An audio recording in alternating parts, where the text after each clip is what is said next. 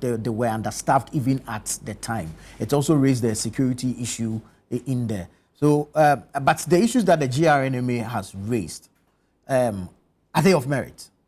Well, thank you. Let me say this. First, I have no doubt about the integrity of the people who constituted the committee. And as such, I will want to give them the benefit of the doubt that they've done a thorough job. And the report, as Elvis has alluded, none of us have seen the complete report. We're all talking from snipers of the report. The Ghana Registered Nurses and Midwives Association themselves have not also seen the full report.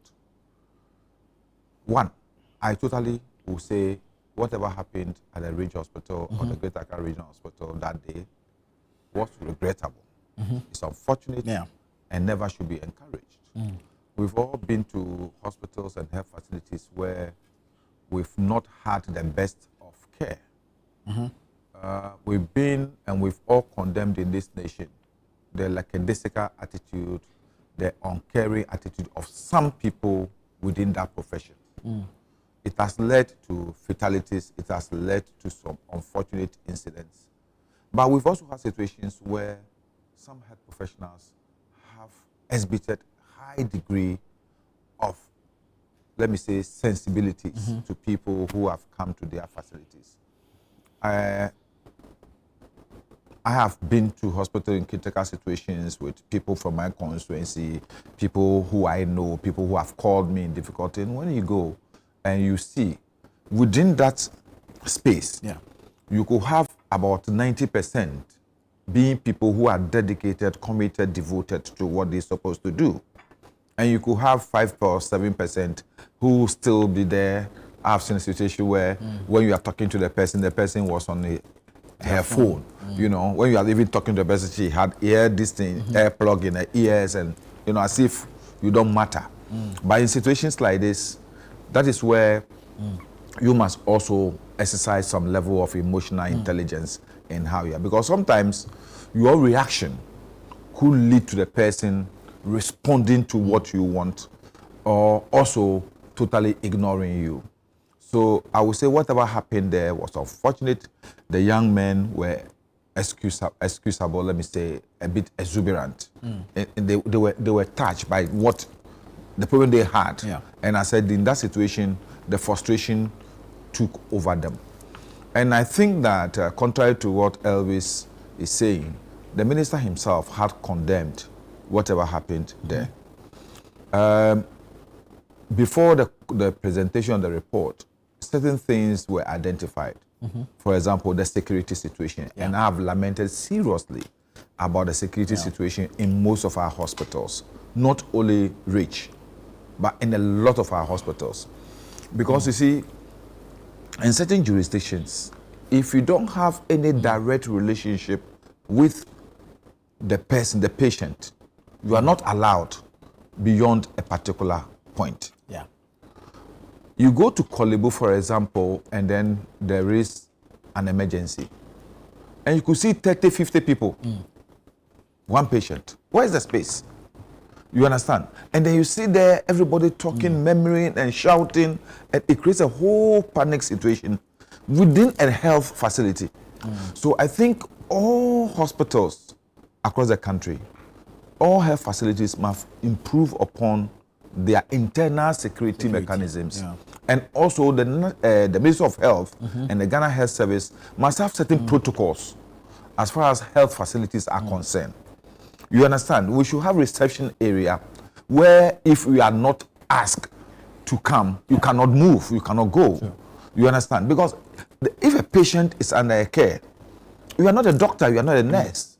So what can you offer? Even if you're a doctor and a nurse, a private doctor and a nurse, or you're on your own, you have that qualified this thing. Once the patient is taken to a theater, you have no room, you have no role to play.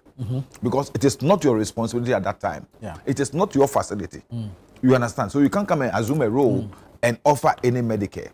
So it is important we look at these things, at the structural difficulties we have as far as policing, improving upon security of both patients and the professionals within the health space.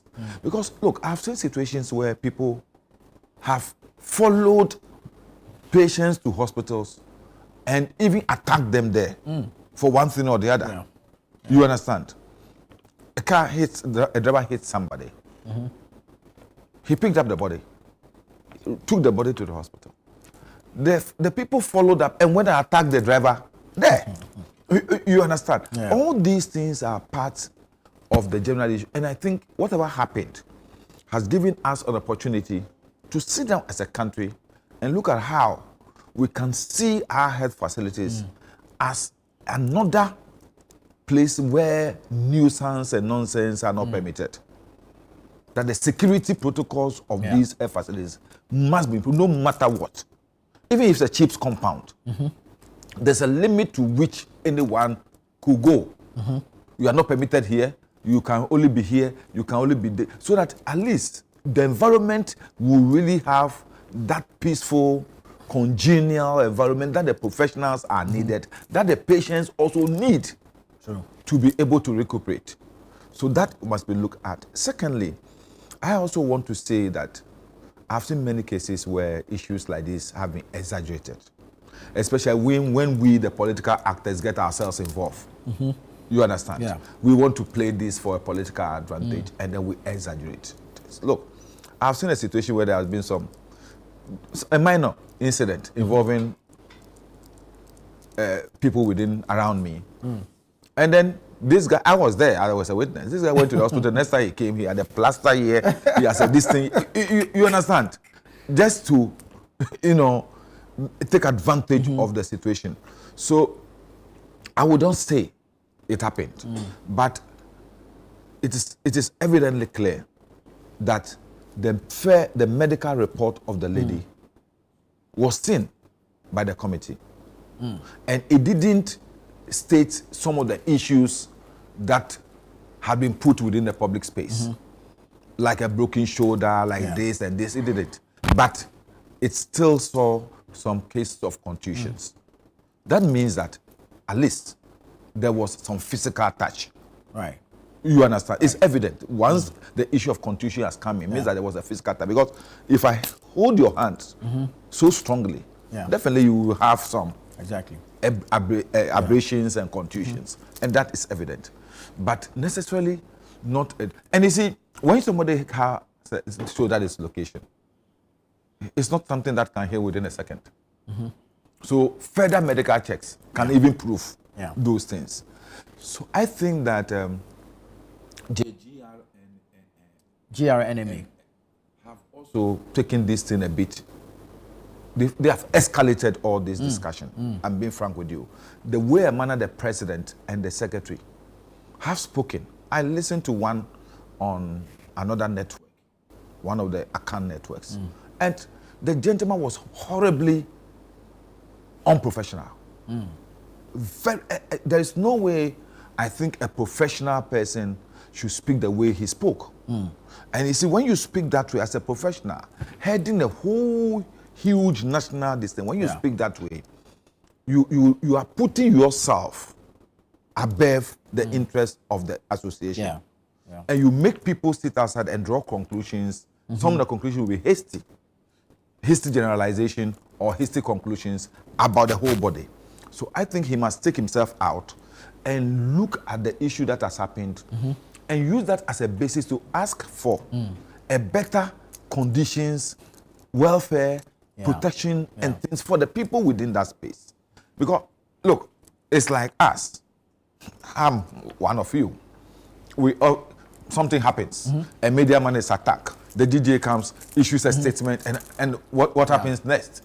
You understand? So when incidents like this happen, we must use it as a basis to see which legal regimes can we get out of such situations in order to indemnify us further from such unwarranted attacks and such unwarranted incidents.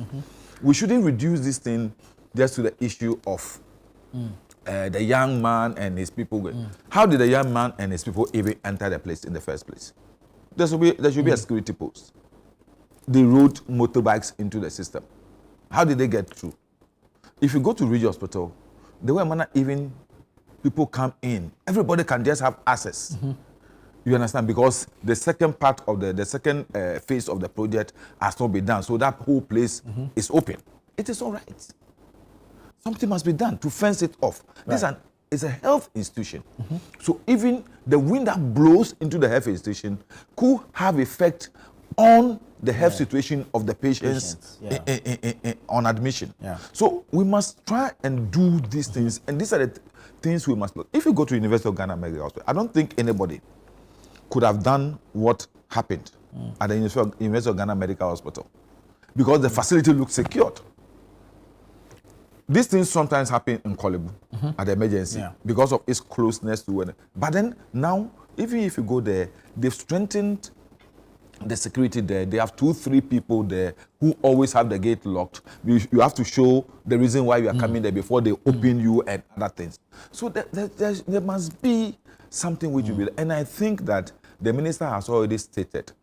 Sometimes he said police presence. I don't see kinetic policing as the only answer to some of these things. It's not.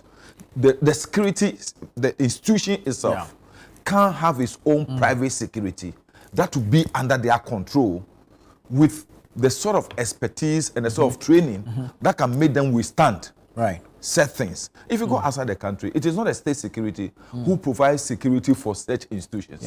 Private securities.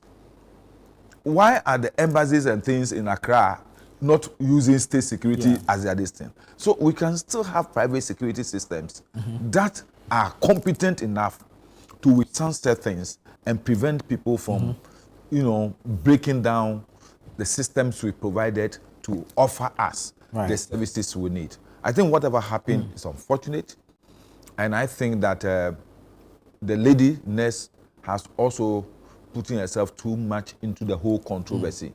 What she should understand after this incident, your whole credibility as a person, as a health professional, will be questioned. But she's in court. She's actually sued the gentleman. Yes, civil matter. You understand? That is. But what I'm saying is that, you see, we live in a system whereby I wonder how people will see him within the space. Which institutions will want to work with her? Because, you see, a head of department is saying something contrary to what he said. You understand? I don't want to play her against the head of department, but like Evie said, the first person you report to is your head of department. I remember when I was at GBC, and unfortunately for me, I went to do a commentary, and I was giving a beating of my life by House of Folk supporters, Accra of Folk supporters. The first thing, my first point of report was my head of department. Then they said, take it to the police. So the institution itself reported the matter to the police. I didn't take it upon myself to go straight to the police. You understand? So sometimes these things happen. Your institution now fights for you. You understand? In this situation, Ridge Hospital, if she had reported to the head of department and the management, Ridge Hospital as an institution would take up this fight. But the association she belongs to is a second this thing of the whole process. It's not the maiden institution that should be fighting this. It is when maybe the Ridge Hospital is not doing what they are supposed to do, then association will come in and talk about the welfare of the workers. But you can't run to the association and leave your main department of this, because there's no, I don't see the consistency between her and the management of Ridge Hospital. It's because she didn't report directly to the management first, but went to her association. And I think that is something that we should all address and look at this issue. But in sum, I would say whatever happened was unfortunate, and the consequences must be faced by the people who were involved. I think the gentleman who did that thing should be dealt with in the first place, because they have no right at all under this earth, under any law, to have done what they did. And I'm expecting them to immediately come out and render an unqualified apology and do what they have to do in order to fend off maybe the repercussions of punishment or the penal that will be taken against them. It's also possible for us to see and say that, look, this has happened and we've identified these shortcomings within the industry, within the sector. So let's do A, B, C, 1, 2, 3. Then it will help us grow as a nation. We shouldn't use this as a sort of banter between us, political, this thing, and then after that, boom, then we are back to the same, and another one will happen. Yeah. Look, you've seen this. Once I saw one, it was more terrifying. Some boys from our Zongo community, right, I think had a motor accident, these riders, and they took the person had a broken limb. They took the person to the hospital. You know, you don't understand the profession. Sometimes the person is in pain. The first thing they have to do to assuage the pain and do this, and they thought that as soon as they got there, the person's this thing should be stitched together, and this, and the violence. This one was small. Machetes, claps. It was serious. We immediately have to call in Kolebu police. And then patrol team to come there. Now, that was around 11 o'clock in the night. Wow. If somebody like me had not been there, it would have been serious. So I think that we must look at how to do these things first. And then this issue about the assault and the rest, or whether there was an assault at all or not, then we can look at that one. But it has presented with opportunity. You see, this country, that's what I'm saying. Like the first issue we discussed. Things are happening all the time. Those things are giving us the opportunity to address structural issues. But we don't. We allow the let me say the issues, the perennial issues to become topic for this kind, and then we forget about the main thing, and then it revisits the reforms us. that should come out of some of these things. So I think that it is good. Elvis, once again, as a journalist, you and all those things, what we should be looking at tomorrow. So far, let's go around the whole country, look at health facilities. Let's look at the security system. Look, Kolebu. I can easily drive into Kolebu. You understand? If you use the back gate, the one around, Bishop Bowers? There's a security post, there's nobody there. Look, somebody can just drive in, blow the whole Kolebu apart. You understand? A terrorist and can do that easily. Parliament House. I was telling people, we have been lucky so far. You understand? One crazy guy can put this thing in his car, drive and come and park at the car park and leave. Until recently, when one madman started destroying the windscreens of parliamentarians. Look, I have encountered somebody in the lift with a knife. With a knife in the lift. Wow. An MP has been attacked by somebody from his constituency before. It was his policeman at last instant. The MP could have lost his life. So these are the things we have to look at. This country, I said, we've been lucky. Very. But the Bible says, shall we continue to sin that grace may abound? It's like, should we continue and sleep and think that God will always be protecting us? We've been lucky that we've never had some level of... Look, this helicopter crash. Instead of looking at the issue, political actors are rather using it as a basis to insult people, instead of like Elvis did this morning. Oh, let's have a national emergency fund. Those are the things I want to hear. Exactly. When things happen. It's progressive stuff. Yes. So that we can build ourselves as a country and not reduce ourselves to people who engage in useless and unnecessary argument and debates.